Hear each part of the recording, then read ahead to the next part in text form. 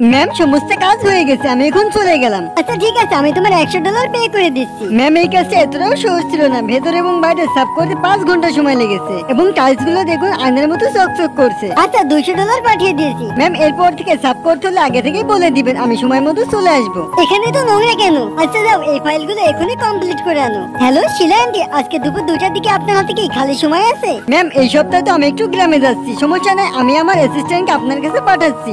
Ma'am আমাকে শিলা aunty পাঠিয়েছে। এত ছোট, তুমি কি কলেজে পড়ো? হ্যাঁ এই বছর কলেজে উঠেছি। তাহলে এই কাজ করো কেন? ম্যাম অনেকে আমার বলে আমি পড়ালেখা করি, তারপরেও কেন মানুষের বাড়ি সাফ করা কাজ করি, কিন্তু আমার কাছে কোনো কাজই ছোট না, কিছু একটা তো করে খেতে হবে তাই না? হয়তো আমি না হয় অন্য কেউ তো এই কাজটা অবশ্যই করবে তাই না? আচ্ছা ঠিক আছে, তুমি তোমার কাজটা করো, আমি আমার কাজ শেষ করিনি। আপু সব কাজ শেষ হয়ে গেছে, আপনি এসে একবার দেখে নিন। আচ্ছা দাঁড়াও। আপু কিচেন এবং সমস্ত বাসনগুলো আমি সাফ করে দিয়েছি। আচ্ছা তোমাকে অনেক ধন্যবাদ। এখনো 3 ঘন্টা হয়নি, তুমি এর আগে সমস্ত কাজ শেষ করে ফেলেছো।